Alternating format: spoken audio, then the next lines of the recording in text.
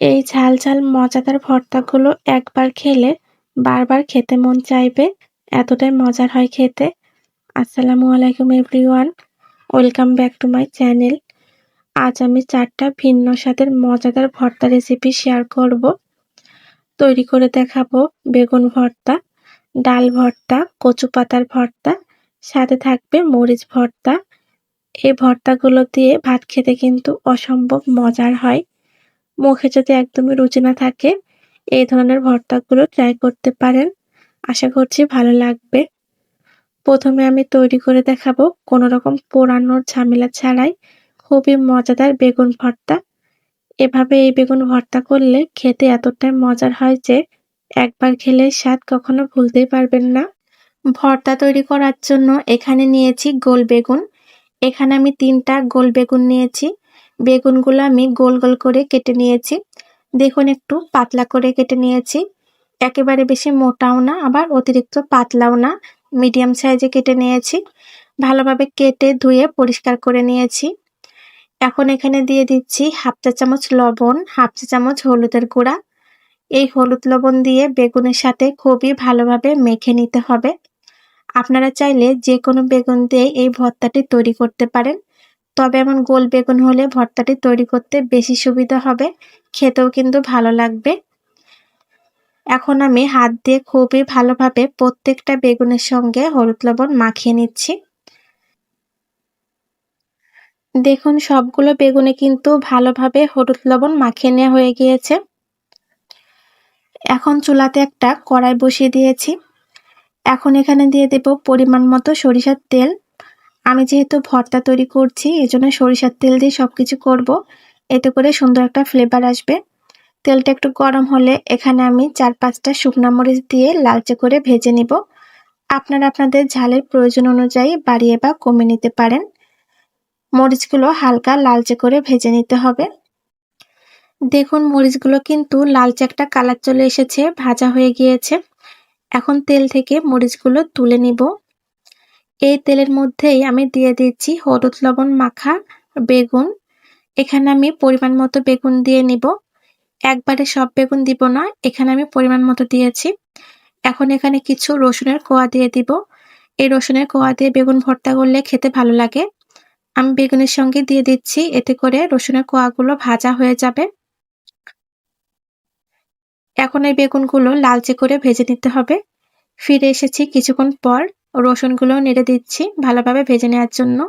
বেগুনগুলো সব উল্টে দিব, অপর পিঠটাও যেন এমন লালচে কালার চলে আসে। দেখুন এমন লালচে করে ভেজে নিতে হবে। আমি সবগুলো বেগুন উল্টে দিব অপর পিঠটা ভেজে নেওয়ার জন্য। বেগুন সিদ্ধ হতে কিন্তু বেশি সময় লাগে না। আপনারা চাইলে ঢাকনা দিয়েও ভাজতে পারেন। তবে আমি ঢাকনা দিচ্ছি না, এমনিতেই বেগুনগুলো ভাজা হলে নরম হয়ে যাবে। ফিরে এসেছি বেশ কিছুক্ষণ পর। দেখুন বেগুন ও রসুন খুবই ভালোভাবে ভাজা হয়ে গিয়েছে। সবকিছুতে লালচে একটা কালার চলে এসেছে। দেখুন ভালোভাবে কিন্তু সিদ্ধও হয়ে গিয়েছে। এ পর্যায়ে বেগুনগুলো আমি তেল থেকে তুলে নিব। বাকি বেগুনগুলো সেম ভাবে ভেজে নিব। বাকি বেগুনগুলো সেম ভাবে ভেজে নিয়েছি। এখন সেই কড়াইয়ের মধ্যে এখানে দিয়ে দিয়েছি 1/2 কাপের মতো পেঁয়াজ। পেঁয়াজগুলো দিয়ে আমি হালকা নরম করে ভেজে নিব। আপনারা চাইলে কাঁচা পেঁয়াজ দিয়েও ভর্তা করতে পারেন। তবে পেঁয়াজটা এভাবে একটু ভেজে নিলে ভর্তাটা অনেকক্ষণ পর্যন্ত ভালো থাকে, কোনো গন্ধ আসে না। আমি হালকা লালচে করে ভেজে নিব। এখানে মিনিট খানেক ভেজে নিলে হয়ে যাবে। দেখুন আমি মিনিট খানেক ভেজে নিয়েছি। পেঁয়াজগুলো কিন্তু হালকা একটা বাদামি কালার এসেছে আর নরম হয়ে গিয়েছে। এ পর্যায়ে আমি পেঁয়াজগুলো চুলা থেকে নামিয়ে নিব। এখন এদিকে ভেজে রাখা বেগুন নিয়েছি। দেখুন বেগুনগুলো ভেজে নেওয়ার কারণে একদম সফট হয়ে গিয়েছে। এখন বেগুনের পাশের যে চামড়াটা রয়েছে, আমি হাত দিয়ে এভাবে উঠিয়ে নিব। সবকটা বেগুনের থেকেই এই চামড়াটা তুলে নিতে হবে। এতে করে ভর্তাটা খেতে অনেক ভালো লাগবে। বেগুনটা যেহেতু ভাজার কারণে নরম হয়ে গিয়েছে, আমার হাত দিয়ে তুলে ফেললে কিন্তু খুবই সহজভাবে এগুলো উঠে আসবে। দেখুন কত সুন্দরভাবে উঠে আসছে। আমি সব বেগুন থেকে সবকিছু ভালোভাবে পরিষ্কার করে নিয়েছি। এখন একটু হাত দিয়ে বেগুনটা ভালোভাবে ম্যাশ করে নিচ্ছি।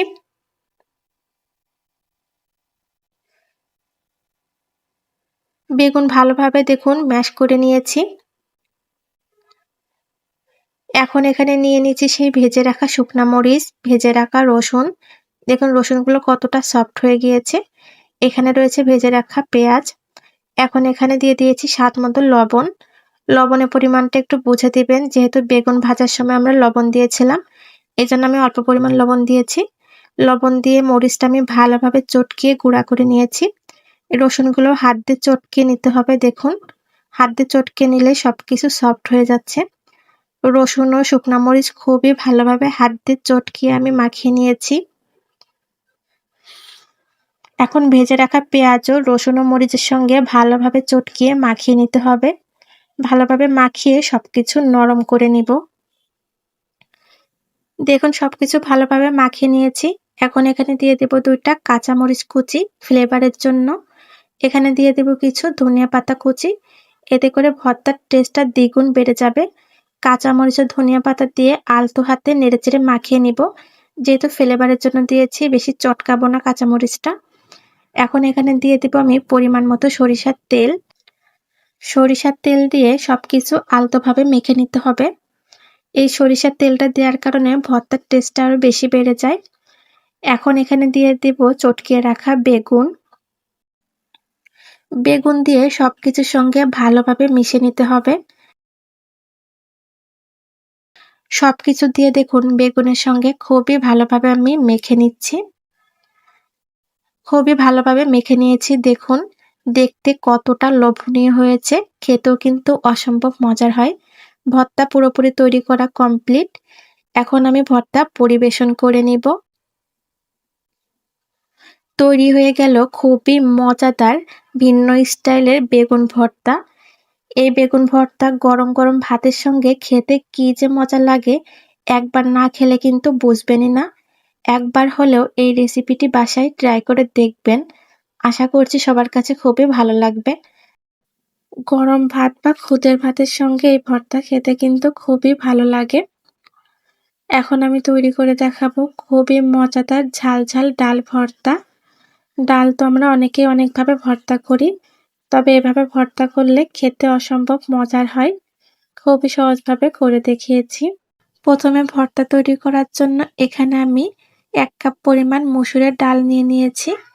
এই ডাল এখন ভালোভাবে ধুয়ে নিব। এজন্য এখানে আমি পর্যাপ্ত পরিমাণ পানি দিয়ে দিয়েছি। পানি দিয়ে ভালোভাবে এভাবে কষলিয়ে ধুয়ে নিতে হবে। ডালে কিন্তু অনেক ময়লা থাকে। এজন্য অবশ্যই ভালোভাবে কষলিয়ে ধুয়ে নিতে হবে, যেন ময়লাটা ভালোভাবে পরিষ্কার হয়। দেখুন পানির কালারটা কতটা চেঞ্জ হয়ে গিয়েছে। খুবই ভালোভাবে আমি ধুয়ে নিব। ভালোভাবে ধুয়ে নিয়েছি, দেখুন পানির কালারটাও স্বচ্ছ হয়ে গিয়েছে। এখন একটা প্যানে আমি ডাল নিয়ে নিয়েছি। এখন এখানে দিয়ে দিব পরিমাণ মতো পানি। এখানে আমি ১.৫ কাপের মতো পানি দিচ্ছি। এই পানিতে ভালোভাবে সিদ্ধ হয়ে যাবে। দিয়ে দেব এখানে ২টা বড় সাইজের রসুনের কোয়া। দিয়ে দেব স্বাদ মতো লবণ। দিয়ে নেড়েচেড়ে ঢাকনা দিয়ে ভালোভাবে সিদ্ধ করে নিব। ডাল ভর্তাতে রসুনের পরিমাণ বেশি দিলে খেতে বেশি ভালো লাগে, এজন্য একটু বেশিই দিয়েছি। ফিরে এসেছি কিছুক্ষণ পর। ঢাকনা তুলে নেড়েচেড়ে দিব। এর মাঝে আমি কয়েকবার ঢাকনা তুলে নেড়েচেড়ে দিয়েছিলাম।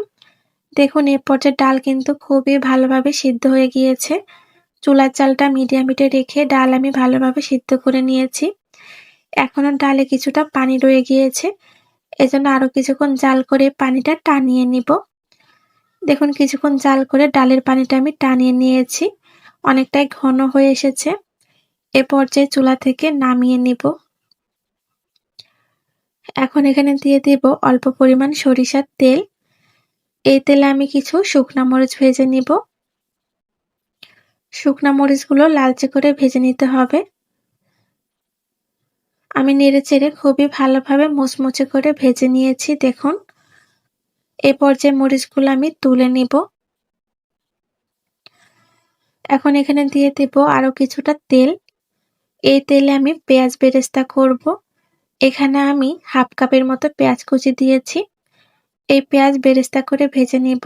ডাল ভর্তাতে পেঁয়াজ বেরেস্তা করে ভেজে নিলে খেতে বেশি ভালো হয়।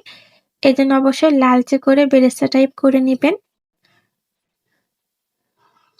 আমি বেশ কিছুক্ষণ নেড়েচেড়ে পেঁয়াজগুলো একদম লালচে মুচমুচে করে ভেজে নিয়েছি। দেখুন একদম বেরেস্তা টাইপ হয়ে গিয়েছে।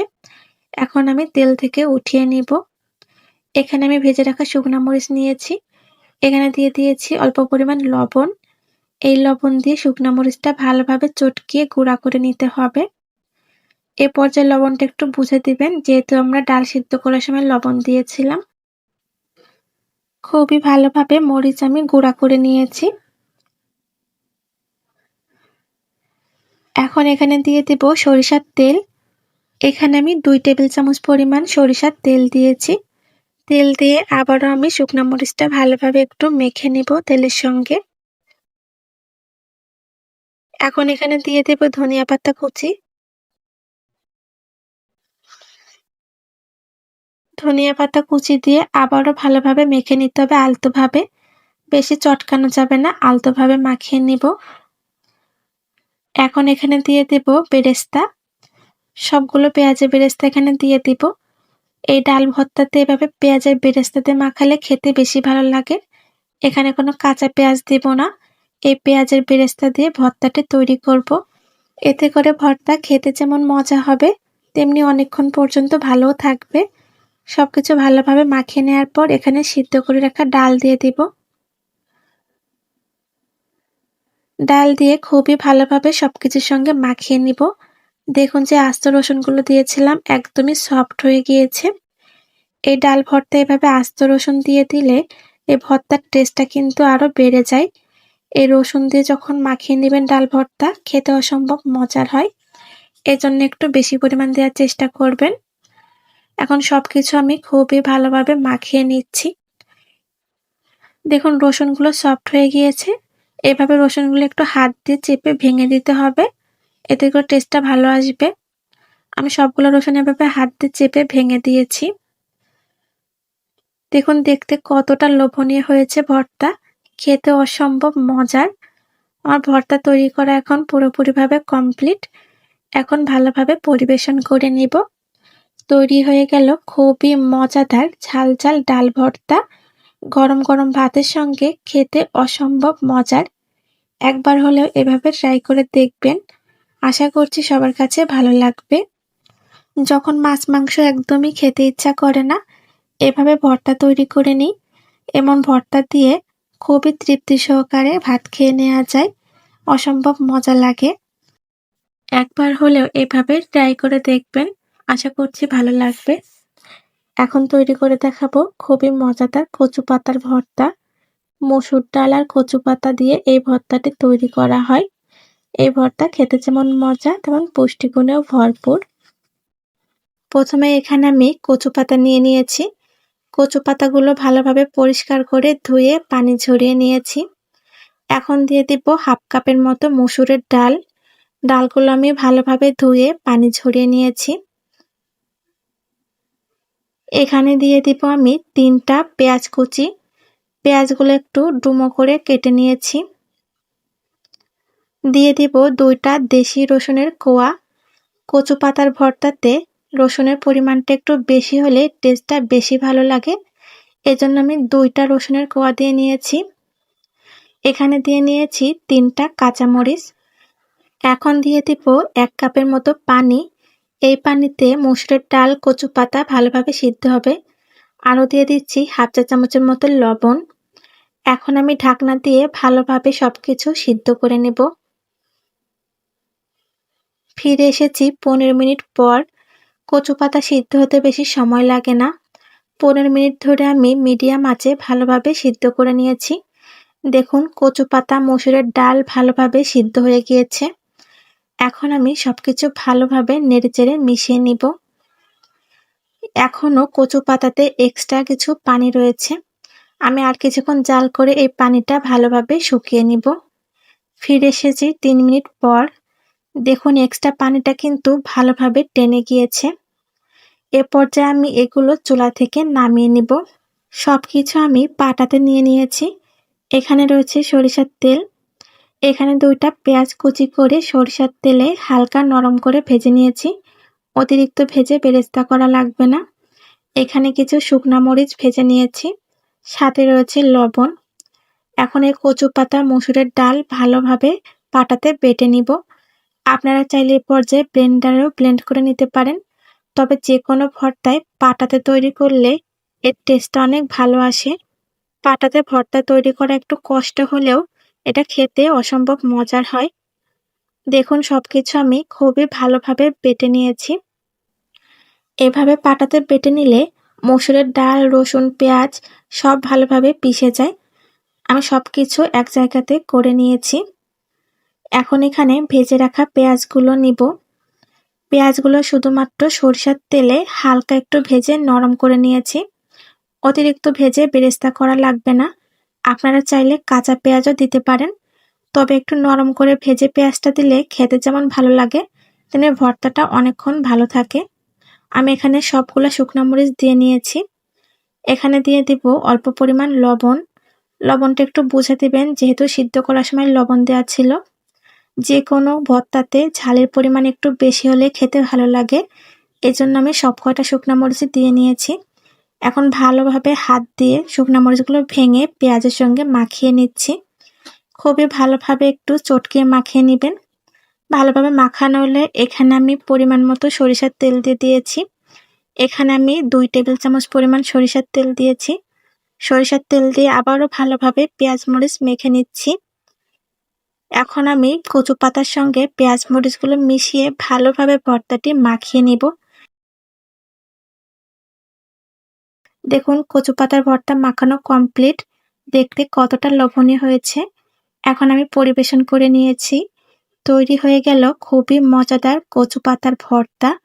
এভাবে কচু পাতা ভর্তা করলে 1 প্লেট ভাত নিমেষেই শেষ করা যাবে, এতটাই মজার হয়। একবার হলেও ট্রাই করে দেখবেন। এখন তৈরি করে দেখাবো খুবই মজাদার রসুন মরিচের ভর্তা। এই ভর্তার তুলনা হয় না। এই ভর্তা দিয়ে 1 প্লেট ভাত নিমেষেই শেষ করতে পারবেন। প্রথমে ভর্তা তৈরি করার জন্য একটা কড়াই নিয়েছি। কড়াইতে দিয়ে দিয়েছি অল্প পরিমাণ সরিষার তেল। এই তেলে বেশ কয়েকটা শুকনা মরিচ ভেজে নিব। অবশ্যই সরিষার তেল দিয়ে ভেজে নিবেন, এতে করে ভর্তার ফ্লেভারটা ভালো আসবে। শুকনা মরিচগুলো লালচে করে ভেজে নিব। আপনারা চাইলে এখানে যে মরিচগুলো হালকা ঝাল হয় সেগুলো ব্যবহার করতে পারেন। দেখুন ভালোভাবে মুচমুচে করে ভেজে নিয়েছি। মরিচগুলো তুলে এই কড়াইতে আর একটু পরিমাণ সরিষার তেল দিয়েছি। এই তেলের ভিতর দিয়ে দিয়েছি 2টা দেশি রসুনের কোয়া।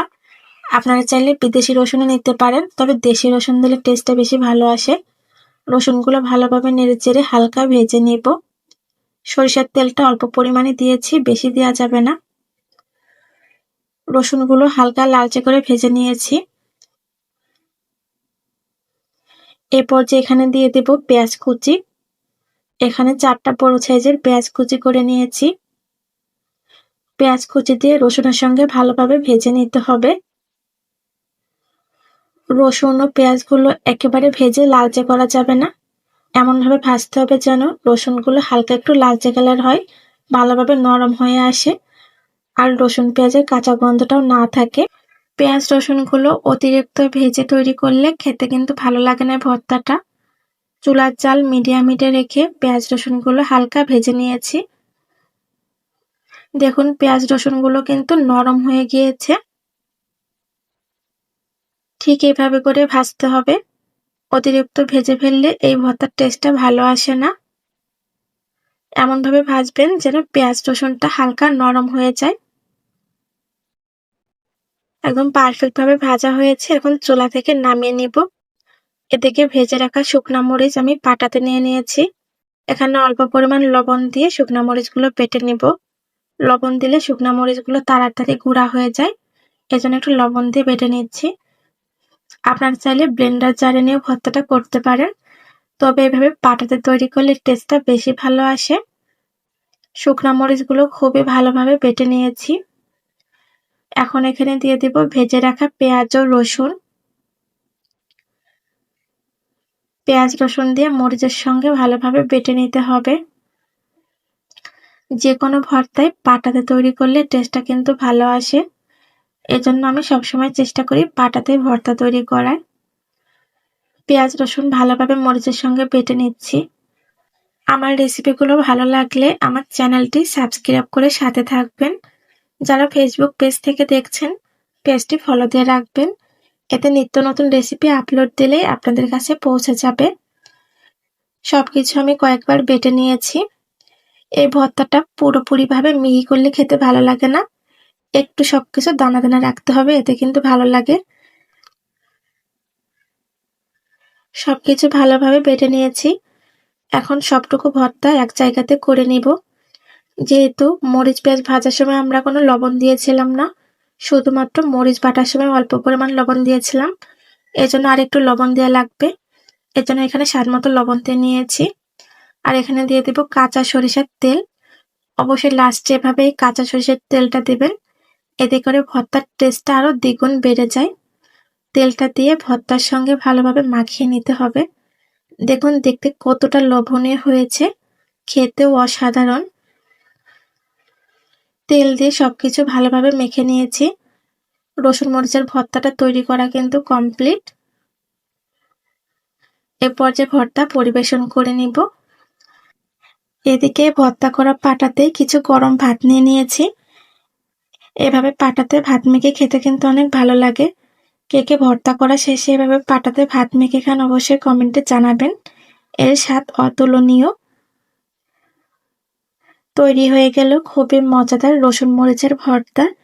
এই ভর্তা দিয়ে 1 প্লেট ভাত নিমিষেই শেষ করতে পারবেন, এতটাই মজার হয়। এই ভর্তা গরম ভাত, খিচুড়ি, খুদের ভাত, চিতই পিঠা, চাপটি পিঠা যেকোনো কিছুর সঙ্গে খেতে খুবই মজা লাগে। আমি গরম ভাতের সঙ্গে পরিবেশন করেছি। আজকের মতো এ পর্যন্তই। আবারও হাজির হব নিত্য নতুন রেসিপি নিয়ে। সবাই ভালো থাকবেন, সুস্থ থাকবেন। আল্লাহ হাফেজ।